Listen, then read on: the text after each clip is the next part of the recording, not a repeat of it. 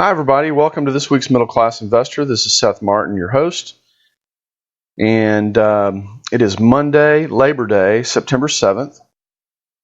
And looking at a chart of the S&P 500, you can see we had a down week. You can see this is the weekly bar right here last week. So we had a really big up week after a big sell-off. And now we've kind of, looks like we're on our way down to test these lows back here, and definitely this low. I don't know if we'll get to this low or not. We should, but because this is ultimately where we're looking to head to. We've talked about this before. This rising wedge pattern, when it breaks down, it usually goes back to the start of the pattern. The start of the pattern is right there, so that's what we're looking to happen.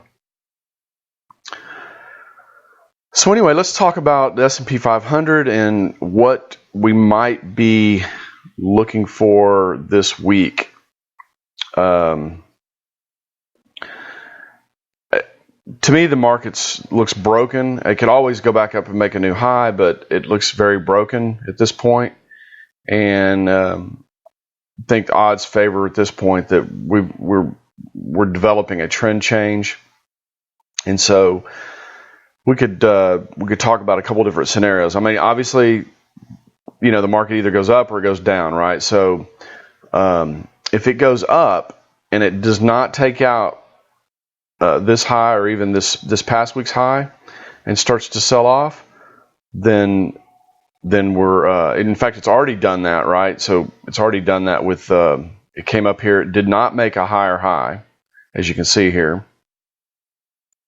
This was the previous high area right there, and it came up, fell short of making that high, and rolled over. It could still go up and make a new high for sure.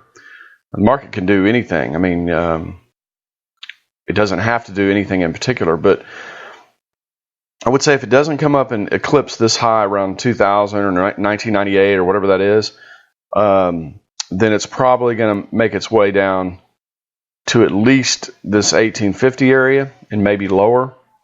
What it might do is go to the 1850 area, bounce a little bit, and then go a little lower. And probably what we're looking for here is probably looking to eclipse these lows here at 1820. So you're probably going to see the market go down into this support zone area that I've got here drawn on the chart.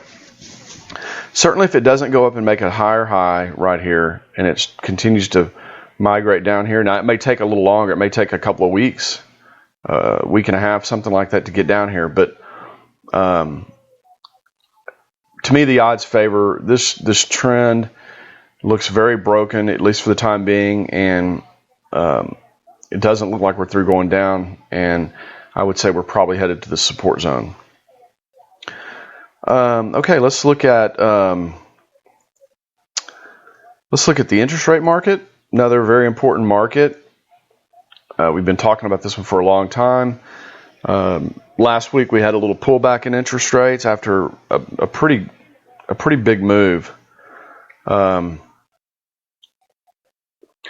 fact, what's interesting is the market sold off pretty hard, but interest rates rallied. So what I'm not sure about is are interest rates going to start driving the market, or is the market going to? A lot of times, what happens when the market sells off, people will flee into bonds, and of course that causes interest rates to go down. But if you look at the last week, you had that long in the S&P 500, you had that long sell-off and then rally.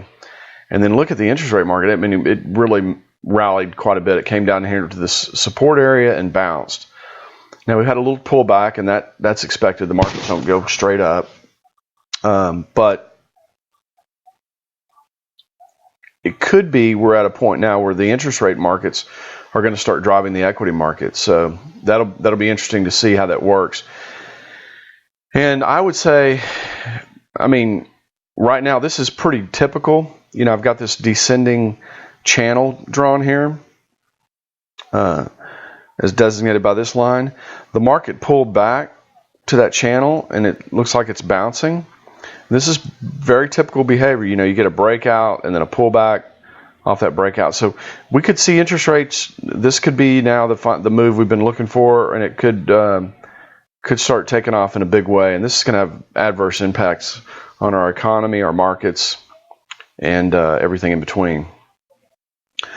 Let's look at the euro. The euro, it's been chopping around in this zone here for a while. Came up to the support area or the resistance area, and then immediately recoiled from that area. So I would say the euro is done rallying for the time being, and it's probably just going to make its way, down here to lower lows. That could take months. It could take weeks. It's hard to say how long that would take, but I would say for the intermediate term, short euro is the trend. And, we might get to that parity after all, where the euro equals the dollar. That would be pretty interesting if we did. A lot of people have been kind of talking about that. But, then a lot of people said, no, there's no way that could ever happen. So, when somebody says there's no way that could ever happen, you ought to turn and run from that person, because literally anything can happen in these markets. The valuations are really not based on anything. I mean, I don't know. When the government can just print money and lower interest rate, I mean, things are starting to get a little crazy, I think, and you have to be really careful about talking about what a company is worth, the value of some company, because that's a fair amount of manipulation when the very thing you're saying it's worth, the Fed can just print and buy bonds and buy whatever they want to buy and manipulate markets. And so you just have to be real careful. I'm not saying don't invest. I mean, we have to invest in whatever environment we've got, but we just got to be on our guard, make sure that we don't get caught up in a bunch of craziness that ends up costing us money, real money that we could spend. The reality is the money you make in the stock market or any other investment is money you can spend. So even though it's not backed by anything, it's still accepted in our economy, and you can spend it. So it's real in that sense. We're looking at Germany here. Germany, you can see this downward sloping trend line that is starting to become, very apparent right here. And in Germany, it looks like it's setting up lower lows and lower highs. So it looks like to me Germany wants to come now. It could bounce a little bit next week. Could bounce up into this area and then roll over and come down into our support area. But Germany definitely looks lower. So look at Japan. I mean, none of these markets. I mean, it got real close to our area that we put up here, but then look, it rolled over, and looks pretty bearish at this point. Sorry about that. I'm hitting the wrong button. It looks pretty bearish at this point. So, I would say that Japan's gonna, it's gonna continue to kind of make its way lower from here. Now, at some point, these markets could pick up a little steam, kind of like what we had, 2 weeks ago. And that's why it's really important to identify these trend changes as early as you can and as quickly as you can, because you can get caught up in a real kind of a crash situation where, your money is the markets are moving so fast that you can't do anything, and so you just have to sit there. So that's one of the reasons I've spent a lot of time talking about, here's a high, here's a low, a lower low, a lower high still lower than this high, and then here's a lower high, lower low, so on and so forth. We're really focusing on, excuse me, what is this trend? Because at the end of the day, all this talk about what Apple's worth or Google's worth or Facebook's worth, none of that really matters. All that matters is price. You get paid on price. Your wealth is accumulated based on price. So you can be right. You can say, oh, yeah, Apple's worth a lot of money. And it just keeps, it doesn't really matter to you, though, if it's doing this.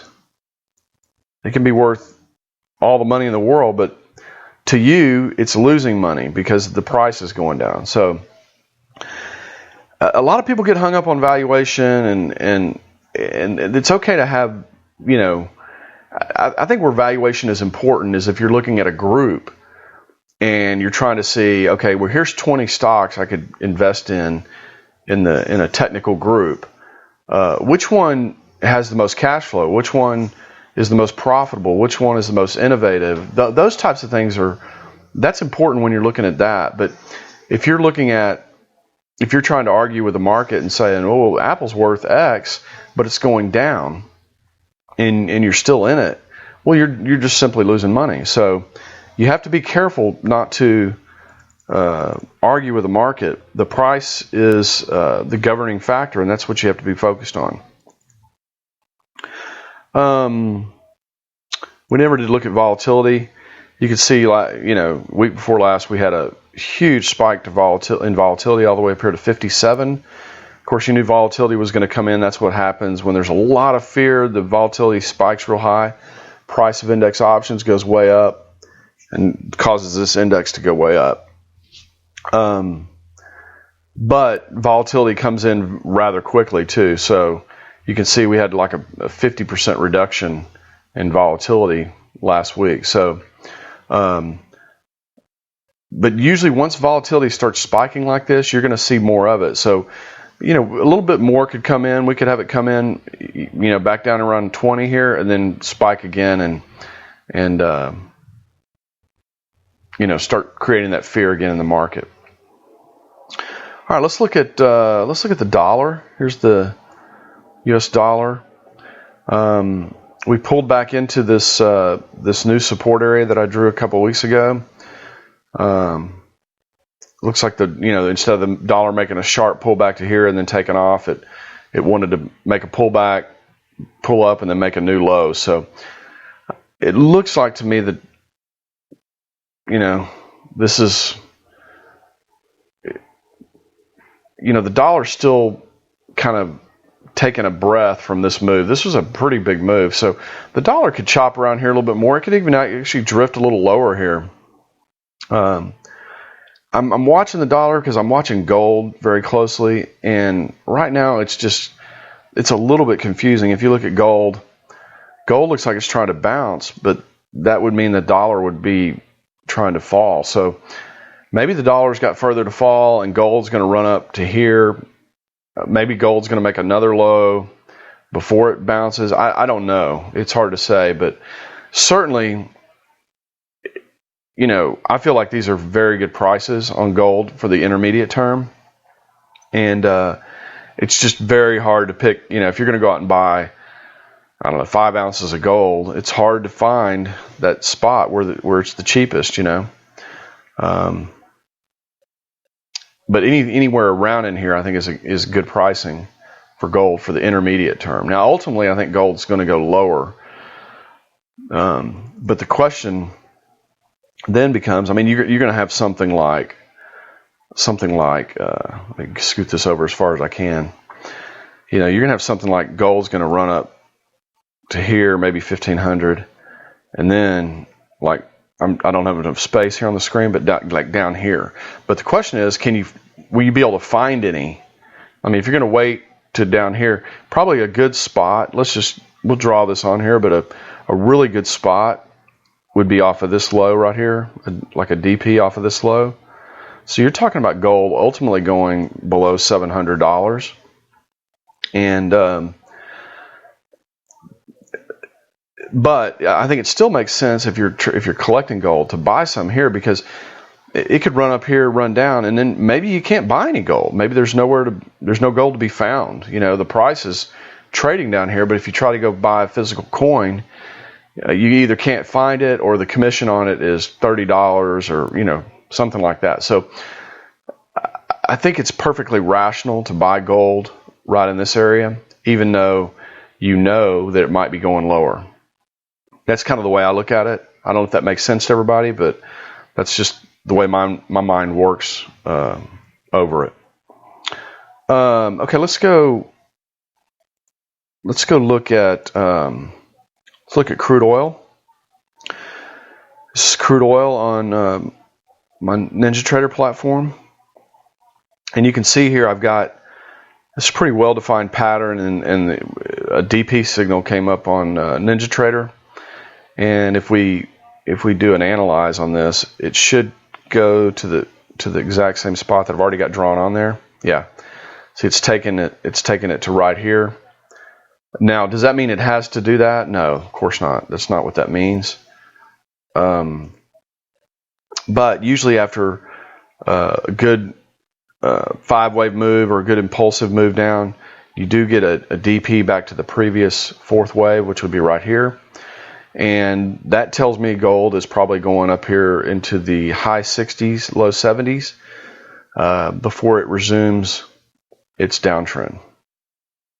That was gold. I meant oil, crude oil. So if you're in the oil business, you're probably happy to hear that. I'm a little bit happy to hear that because my business is tied to oil somewhat. If you're a consumer and you're looking to buy gasoline, it's probably not as good a news. So, and we're all consumers and we all buy gasoline. So, or if you're in the oil business and you're afraid of losing your job, this is probably good news too. So, oil is in a longer term downtrend. It could be in this downtrend for years. I suspect that the majority of the move has already happened, but it could chop down here for a year or more. There's just no way to know. I don't think what we're going to have is what we had in 2008, where it came down very sharply. In 2008, you basically had, oil came down. It went down like this, and then it went right back up like that. So that's a little bit more unusual. Normally, what you have is something like, this, and then it chops around. It comes up here and chops down some more, makes a lower low, things like that. Let's look at the DAX. Here's the DAX. I think the DAX will probably bounce up into this area. Maybe won't get that high, but these moves in the DAX are pretty sharp too. I think it's kind of selling off like our markets over here are selling off. So I don't think the DAX has got a lot of upside in it, if any at all. Here's the FTSE. The FTSE pulled down to DP support and is bouncing. Might bounce up into this mid area before it rolls back over. Could make a higher high. Could come up into this area here, but I don't think so. The trend line is broken. These are weekly charts, so that's a longer term trend line. So you can see here it broke and came back up and made a higher high, but that usually doesn't happen more than a couple of times before the market says enough is enough and rolls over. So let's see, what else do we have in our little NinjaTrader bag of tricks here? Not much. We can look at the ES on a daily. You can see we had this huge drop right here, and now we're kind of chopping around toward the lower third of that. I think ultimately we're probably coming down here into this area. Now this is the ES, so this is the futures. The futures are slightly, I don't know, there's like 5 points difference between the futures and the cash market right now. So anyway, that's about it. Let's go back and look at the S&P 500 just one more time, and let's just take a step back here. You can see this longer term trend line has been broken, and literally it was uninterrupted since 2011. So to me, this is a pretty significant line in the sand. We can go back a little further, and you can see even this trend line. This trend line actually goes all the way back to the 2009 lows and wasn't broken all this time. And then now, now we've got a broken trend line, broke pretty heavily. And this is on high volume, massive selling, high spikes in the VIX. So these are all signs. Not only that, but I talked about the narrowness of the market a while back. The other day I saw something on CNBC where the only stock that was up for the year in the S&P 500 after all this was Smuckers. The people that make jelly and jam and stuff like that. Smuckers was the only stock. The only other one was Cameron. And Cameron was up because Schlumberger is buying it. So, they paid a premium for it. And but the only stock that was up really was Smuckers. And it kind of speaks to how narrow the market got during this time. The transportation started to sell off, and then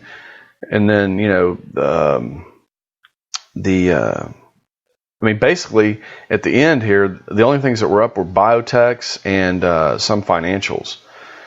But everything else had started to roll over and go into some, mild downtrend. And anytime the market gets narrower and narrower like that, it's just a matter of time before the indexes roll over and do the same. And so, that's always a good way. You always want to look at that's called the breadth or the advanced decline. So how many stocks are advancing versus how many are declining, or it's also known as breadth. How much of the market is participating in the move of the index? And when the breadth starts to get very, low, that usually doesn't bode well for the index. And that's exactly what we had happen. So, that just goes to show you how important this trend line is. It shows you how important this pattern is, all those types of things. So, I guess that's about it for this week, everybody. I've gone a little over 20 minutes here, almost 25 minutes, and made it through Labor Day here. Hope everybody has a great Labor Day for those of you that have the day off, and enjoying some football. And I know personally I'm looking forward to fall because I've about had it with this heat and mowing the grass and all that stuff that comes with it. So, all right, everybody, until next week. We'll see you next week on the Middle Class Investor. Send your YouTube link to your friends and family. Don't let them lose a lot of money. You're gonna regret it later if you could have helped them and didn't. I know people are weird about their money, and that's okay. But if it's your friends and family, maybe they'll let you have a pass about being weird about their money. So anyway, everybody. Until next week, take care. Bye-bye.